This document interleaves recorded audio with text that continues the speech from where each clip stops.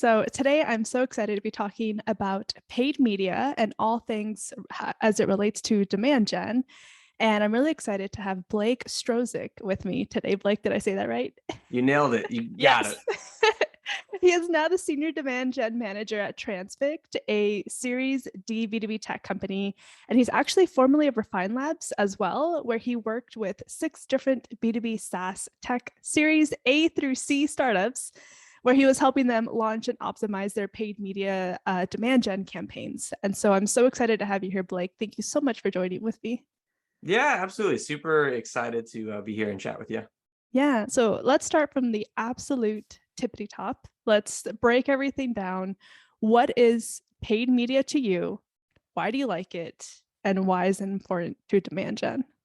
Yeah, and I was like, man, I don't know if I've ever formally defined paid media. I think everyone uses it to categorize it, but if I had to define it, it's anywhere online where you are paying for a placement somewhere. So in the context of how I typically use it is paying for it in digital channels like LinkedIn, Google, Facebook, Instagram, YouTube, wherever, different platforms, paying for a guaranteed placement there. So that's how I would define paid media. Yeah. Why do you think you like it so much? So what I think is great about paid media, especially like, you and I both work with a lot of companies in like the startup space, is that startups are unique. And well, I don't know if they're unique in their model, but they're different in their model where they have to grow really quickly, right? Like every company Mhm. wants to grow really quickly, but especially in like the venture-backed software world, you're basically given a timeline of you need to hit these growth metrics in a short amount of time. So what's really great about paid media is that while it costs more than if you were to try to grow organically, you can kind of like skip the line. It's almost like the Disney Fast Pass if it's used right, where you can kind of skip the line and you can guarantee that you're going to get a media placement. And so you can use that with the right strategy and the right tactics to help drive demand for your company. So I think that's why it's so powerful because, a lot of startups are on this really fast timeline, really aggressive growth goals, and paid media is a great way when used properly with the right expectations of helping you achieve those aggressive growth goals. Yeah, using the explanation of skipping the line. I think that's adorable, and I'm totally gonna steal that. So, and I'll give credit, but I love that. So let's just skip the line with all of your B2B SaaS growth, and let's dive into ways that you can get on the roller coaster faster. Absolutely. You mentioned it's a good way to skip that line if it's done right, if it's done correctly. What are Can you expand more on that? Like, tell me more. What is a well-defined paid media strategy, and how does that help B2B SaaS companies grow when executed correctly? Yeah, that's a really good question. So I would say that there's no one right way to run a strategy, right? It all starts with like marketing fundamentals, know your business, know your audience. Mhm. So know your business, knowing like what is like your motion, right? Like if you are a SaaS company, you could be a SaaS company, but you could be selling to IT leaders. And so that's going to be a very different sales motion than if you're a SaaS company selling to sales leaders, marketing leaders, HR leaders, right? Or you could be a SaaS company that you sell a $20,000 to $50,000 per year plus tool, and that's a very different sales motion than if you're a Dropbox and you're selling a $999 per month tool that you grow within an org. So I think like to set the right foundation, you have to really understand like how does your business model work? So like how does like the business make money? How do like what are your margins? All those different things.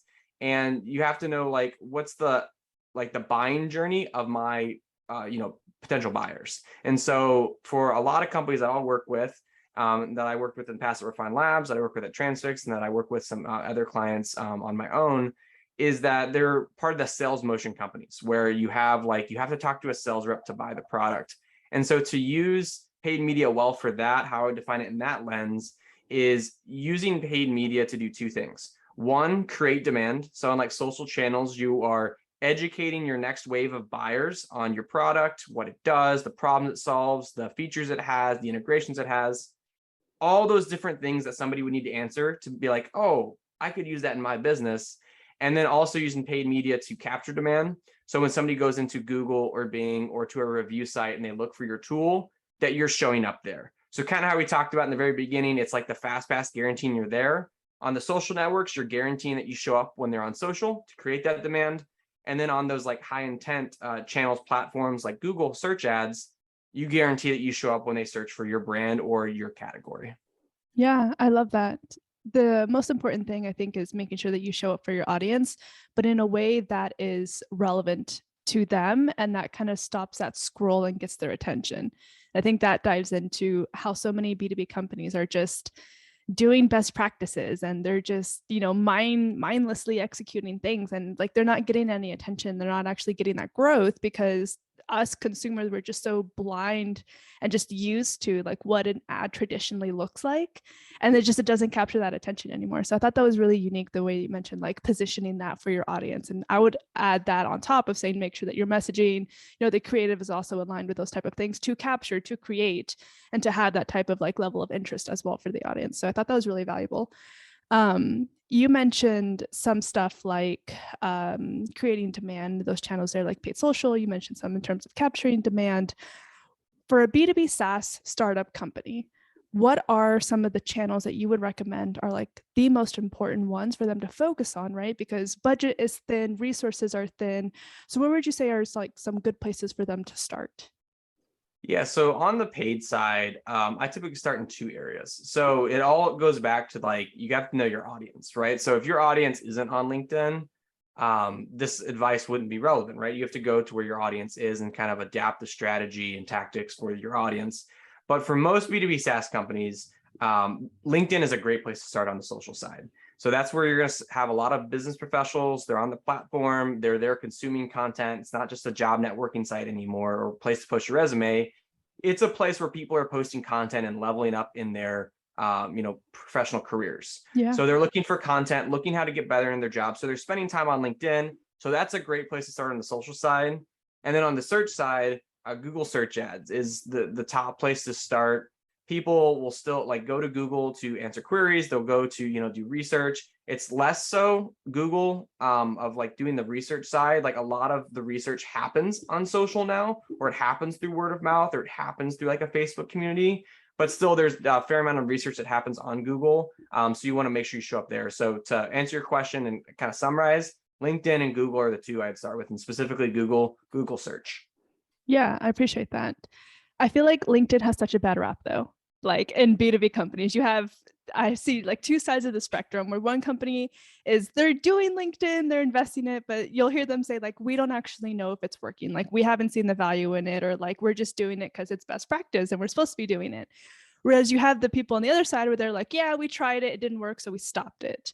Like, why do you think LinkedIn has such a bad rap? I think it comes down, so that's a really interesting insight, Janelle. I think it really comes down to the strategy, right? And how they're using the channel. Because it's not the fact, like you said, I think a lot of companies will be like, we know we need to be on LinkedIn. Everyone talks about it. Everyone says, oh, we have all the success. They try it and it doesn't work. And they're like, okay, LinkedIn just doesn't work for us. And that very well could be the case. Like your audience isn't on there, but more often than not, what I find is the case is it's a lack of the right strategy. And so a lot of companies, what they'll do is, they'll continue to run plays where they might have might write an ebook as a content team, and then they will, run a lead gen form ad. So they'll, create their targeting in LinkedIn. They'll have this asset and they'll run these lead gen ads to download our ebook on the 10 things every HR leader should know. And what they'll do is they'll get that contact information, they'll pass that over to their SDR team, their SDR team will call them, and that doesn't generate any actual business results. It generates the top of the funnel leads, so it looks like marketing's doing activity, bringing stuff in, but it doesn't actually generate to like a sales qualified opportunity, which is what marketing at the end of the day should be, filling the pipeline with buyers that have raised their hand ready to go.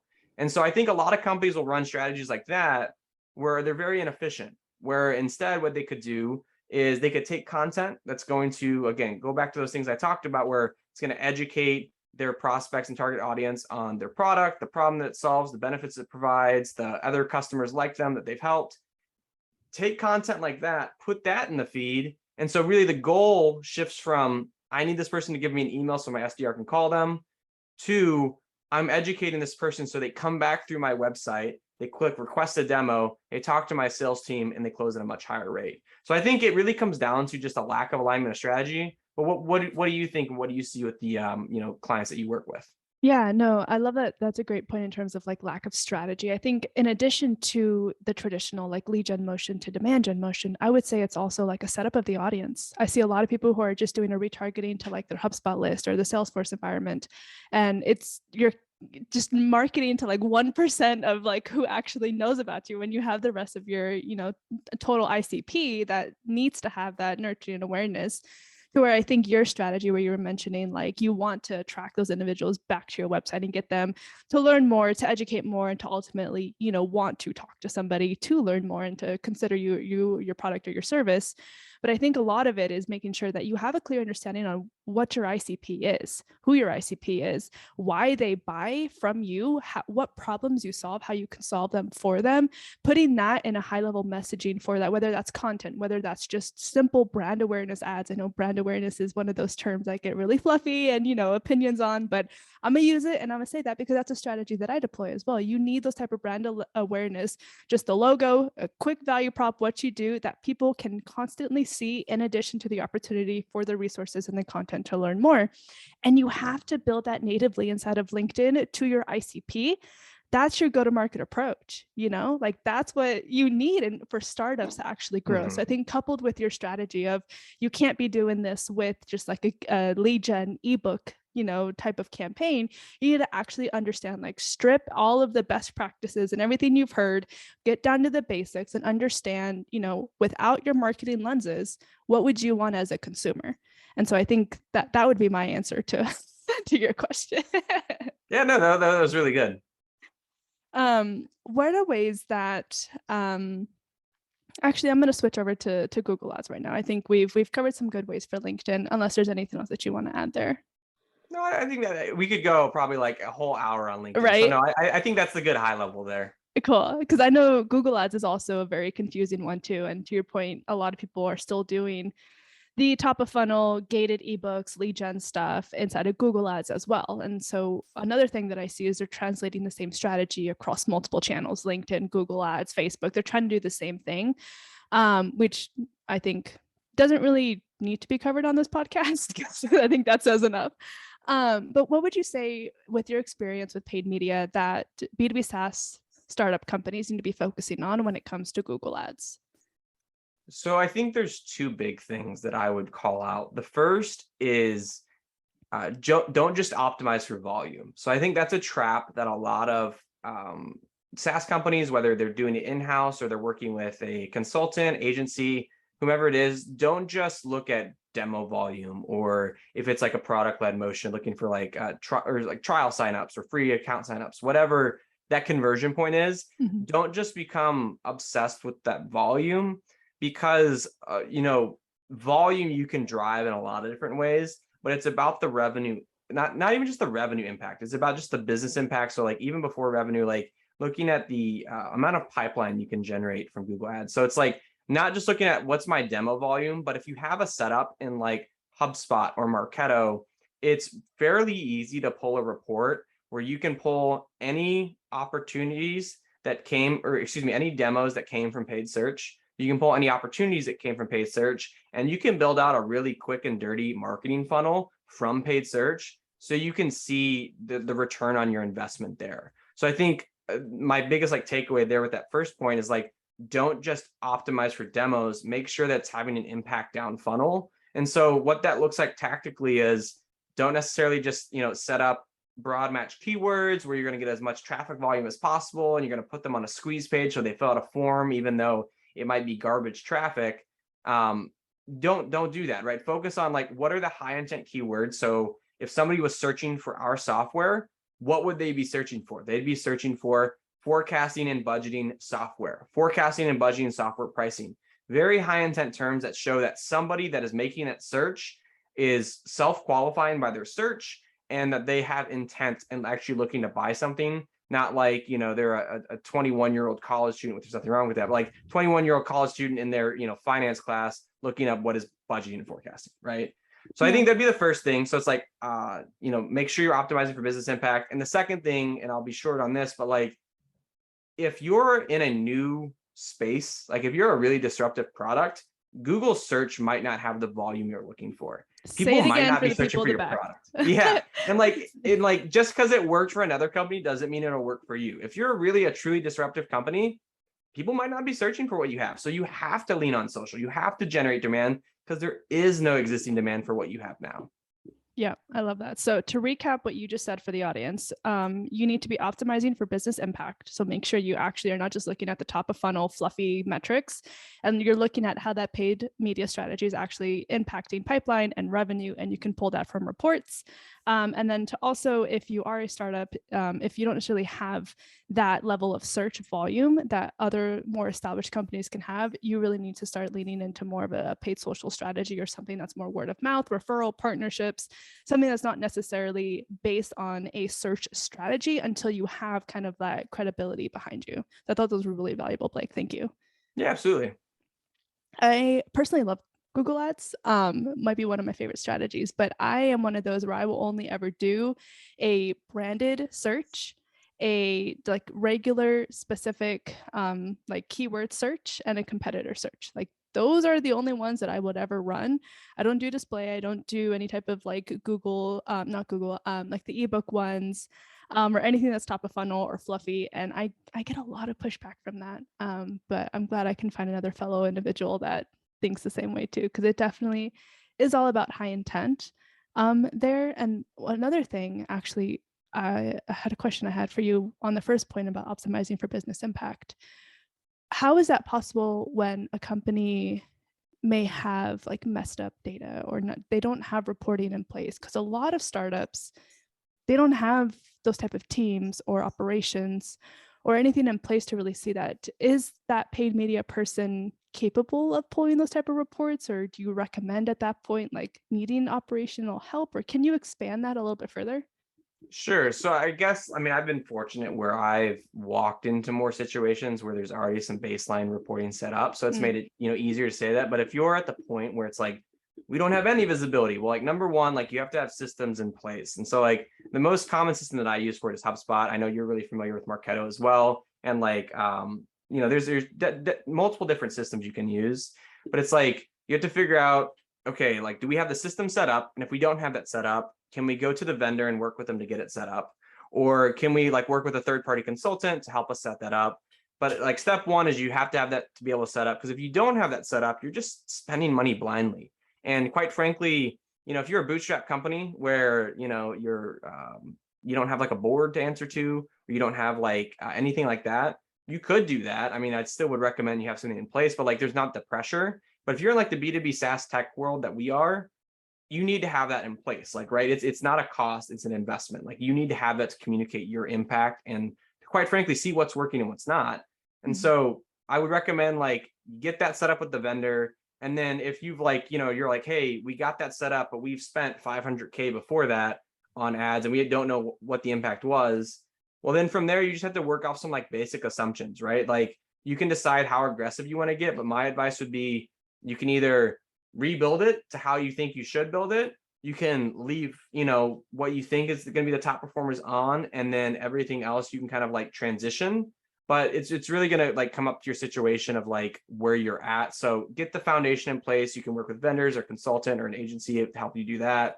And then from there, if you have to make the decision based off of bad historical data, I would say you either transition out or you go cold turkey. This depends on what you think is going to make the most sense. Yeah, I appreciate that. Really understanding the basic assumptions, I think, is critical, because everyone's like, oh, we're changing strategy, gut it and start over. It's like, you don't always have to gut it, because then you lose all the historical information. So I think you have to be strategic, put on your marketing lenses, and make those basic assumptions to your point. So I thought that was really valuable. One of the ways that I've been able to solve that is definitely by using UTMs. The amount of companies that are not using standardized UTMs, it kind of blows my mind.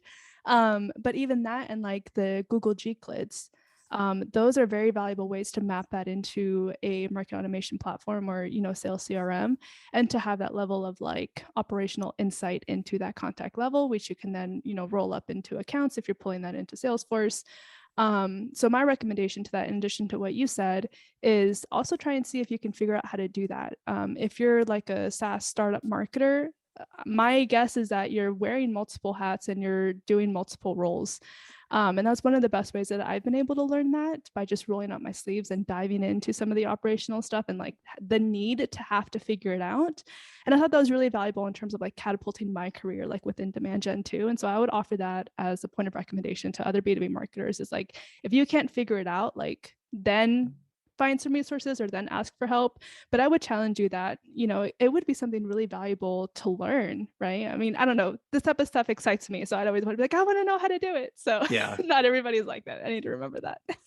No, I think that makes a lot of sense. I mean, really, if you're working in a startup environment, you just have to have a bias to action, like a bias towards action. And I think that makes total sense. Yeah, bias to action. That's so important.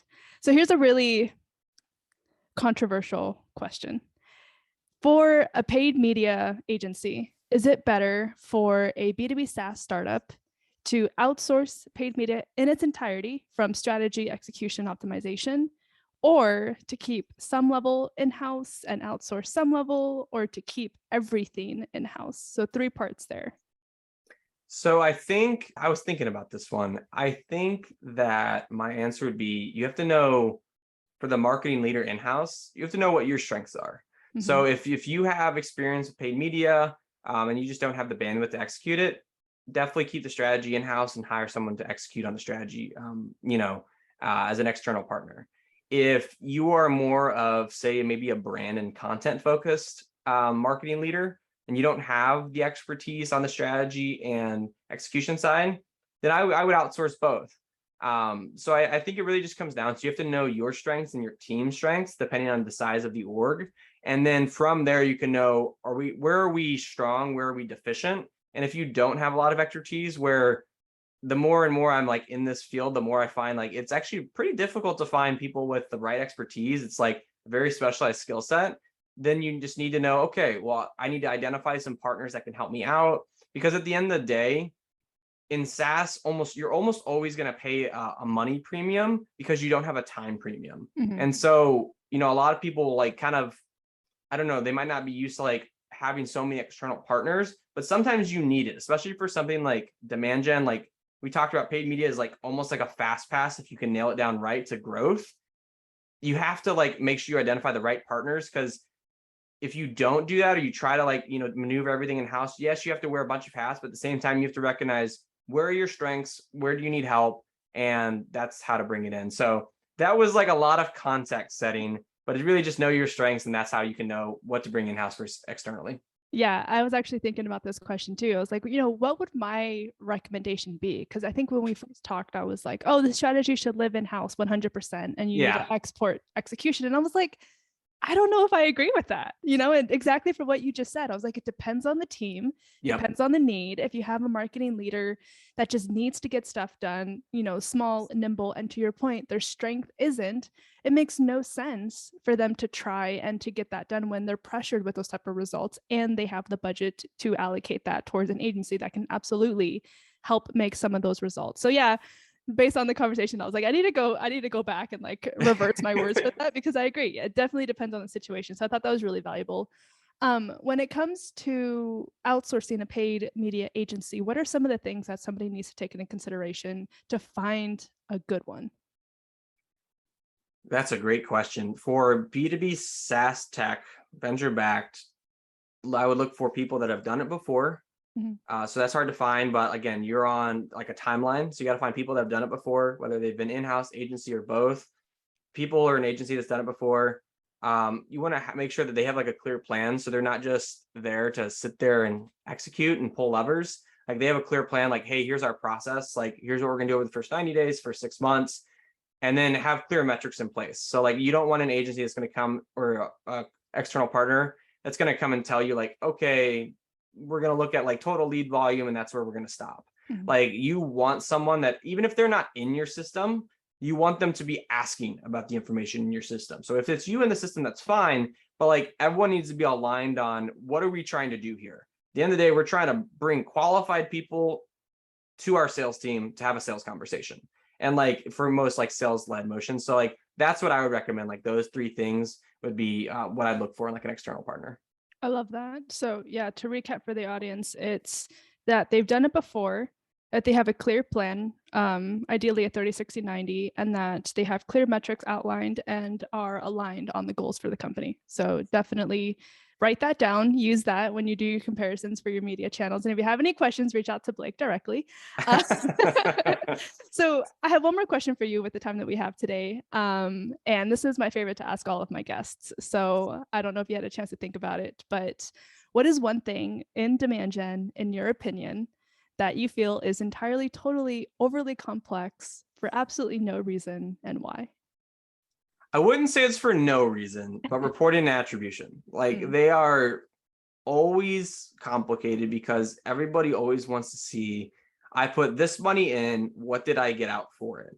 And while that's a good question to see, right? Like if you're in the CEO's shoes, like you're responsible for the entire business, like it totally makes sense, but it's not that linear, especially in B2B, right? It's not performance marketing e-commerce where I can go give somebody $100,000 and then give me a ROAS of, oh, we had $700,000 in revenue. We had this percentage of margins, and that's how much money we made. Like B2B SaaS, especially with buying cycles, buying committees, how that all flows doesn't work like that. So it's definitely reporting and attribution trips a lot of people up. Yeah, and there's a acronym that you threw in there called ROAS. And just for the audience, because this is my demand gen made simple, so I'd like to break down all the acronyms. I guess I made it complicated there. No worries. ROAS means return on ad spend. So anything that you would put in directly for your ad budgets in terms of a direct one-to-one return on that spend. So that actually goes down a little bit more on like the lead gen one-to-one transactional mindset, putting one thing in, getting one thing out. I would love to expand more on your thoughts for the ROAS. Do you have a few more minutes? Yeah, absolutely. So I have had a lot of controversial conversations in terms of, is ROAS important or not important? Do you use that right now as a reporting mechanism? Why or why not? So I think it's important to know how efficiently you're spending marketing dollars. So looking at like media allocation dollars and then also like headcount. So like the entire org as you know, how much business you're bringing in. But it's tricky, right? Because it's multiple channels working at once. So even though with like say Google search ads, for example, you can, like we talked about earlier with those reports, you can go like down to the dollar. Like I just did an analysis for a Series A company. They spent $500,000 last year. They got $500,000 of revenue. So it was like a 12-month ad CAC payback just purely off of the ad spend. So you can look at that, but it doesn't tell the whole story, right? Because like the work that you're spending on paid social is very difficult to attribute if you're doing it in the strategy we're talking about. Mm-hmm. Any work that you're doing organically, whether that's, you know, like if you have a head of community, a community builder, your content team, any SEO work you're doing, that's all very difficult to attribute. So the whole concept of like ROAS, right? If you're just looking at ad spend, even though it's just the ad spend that you spent, there's so much more that goes into getting somebody to that point where they come in that you almost can't just attribute all that just to the ad spend, right? Like if I'm selling a $100 sneaker and somebody has never seen it before, they go on Instagram or TikTok and see the sneaker and buy it. Yeah, I can attribute that to the ad spend because nothing else happens. But in B2B, there's so much else at work on top of like word of mouth, on top of referrals, that it's difficult to just boil it down to one succinct number. Like we spent this, we got this. Yeah. I don't know if that's your experience, but that'd be like how I'd say it. So that probably complicates things more than simplifies them. Well, you know what? I feel like it simplifies it more because I have never, in the journey of my entire demand gen life, used ROAS as a reporting metric. No. And so I don't know if it like complicates things. I think it validates a little bit more where to your point, it's important to know how you're working, how you're pacing, how you're performing, but it's not the end all be all, especially in B2B with what you mentioned, words. And I thought that was really valuable and just like validating from my experience as well. And I'm not a paid media expert, but I've had to dabble in a lot of different things. So that's why I bring on people like yourself that can come in and teach me a lot of stuff. So appreciate it. Yeah, absolutely. This was a ton of fun chatting through all this. I hope this was like helpful for everyone listening. Yeah, I guarantee you that it will be. And if I hear any feedback from that, I'll definitely pass it your way because that'll be amazing. So thank you so much for taking the time with me, Blake. I appreciate it. All right. Thank you so much, Janelle.